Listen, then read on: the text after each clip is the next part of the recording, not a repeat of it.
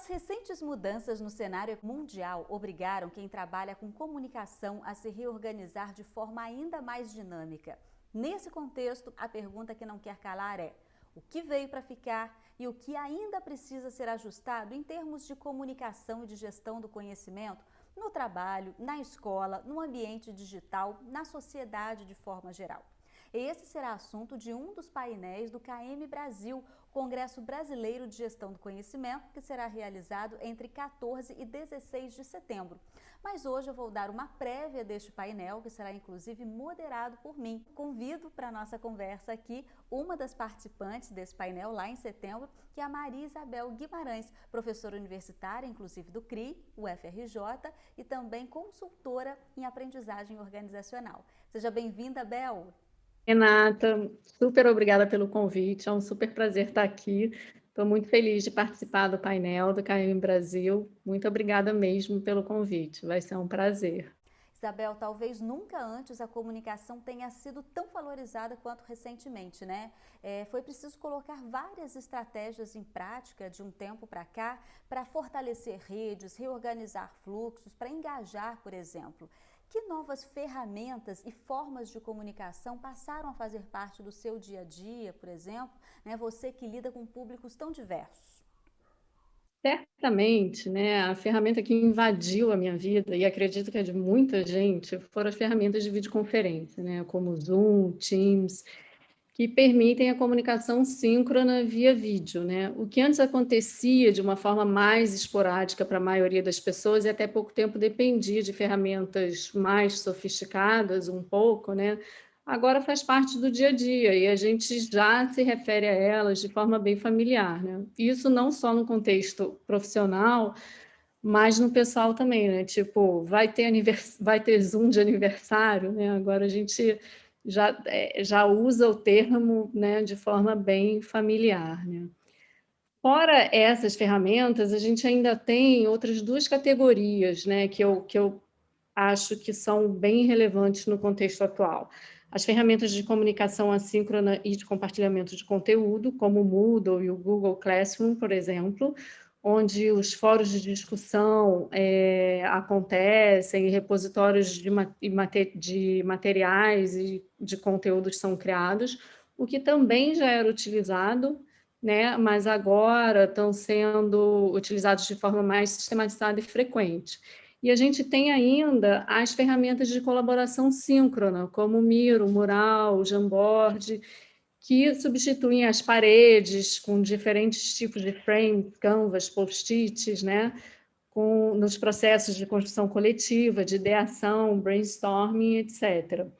Todas essas ferramentas eu utilizo nos meus diferentes contextos, nas aulas de graduação, de pós-graduação, nos workshops corporativos, nas reuniões de trabalho, tanto nas universidades quanto nas empresas, né?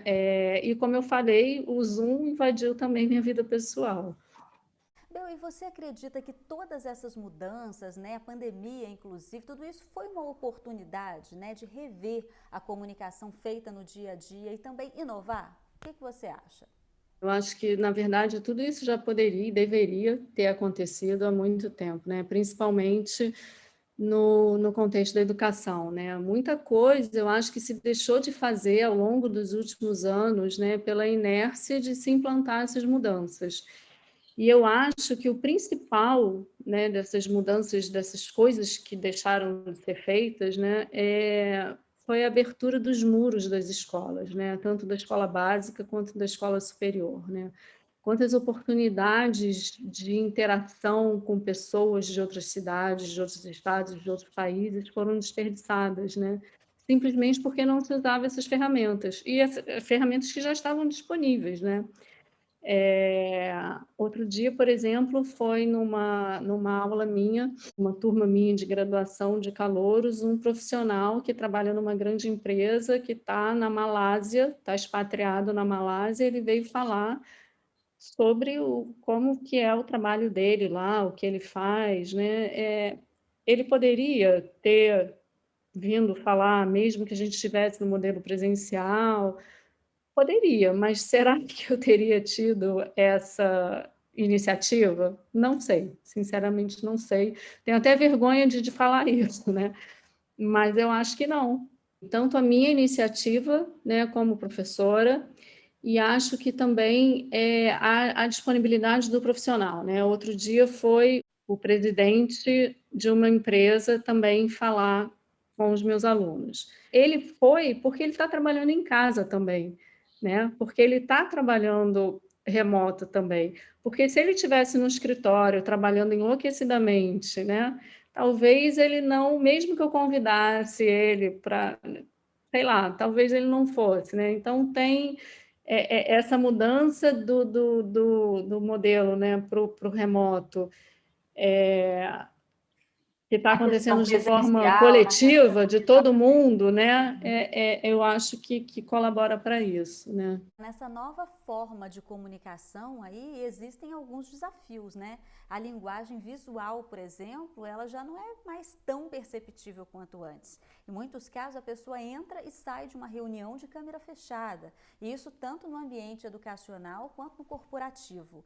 Como lidar com essa ausência de sinais, né, e interpretar a mensagem de forma efetiva, de forma eficaz?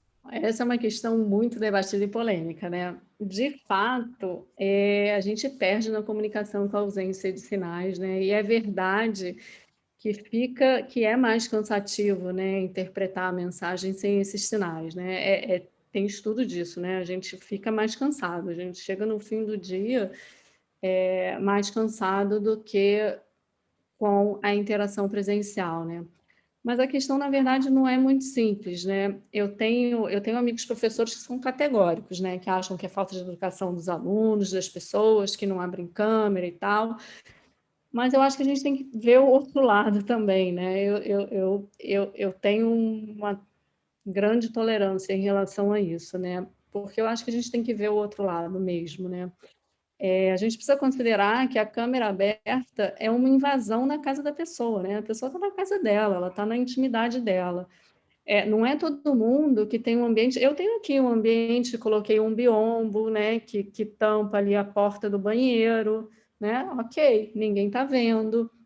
Eu consigo me preservar aqui, eu fecho a porta aqui do ambiente que eu tô, ninguém entra. Eu tenho essa privacidade, mas não é todo mundo que tem, né? Às vezes as pessoas, muita gente precisa estar num cômodo que tem mais 2 ou 3 pessoas assistindo aula ou fazendo reunião ao mesmo tempo, né? Não é só colocar um fundo falso que resolve o problema, e nem sempre dá para se colocar um fundo falso. Então, é uma questão complexa, né? O fato é um novo paradigma, é uma nova forma de comunicação, é uma nova forma de se relacionar, e toda mudança de paradigma é difícil e requer uma mudança de modelo mental, né?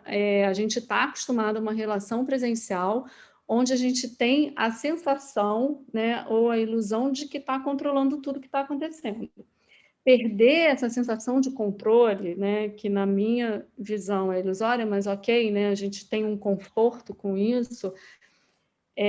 Então, perder essa sensação, né, de controle e achar ok isso e se sentir, continuar se sentindo confortável com isso, requer uma mudança de modelo mental. E isso não é fácil, É né? Então, verdade. acho que até conquistar esse conforto, né, com essa nova forma, isso vai levar um tempo.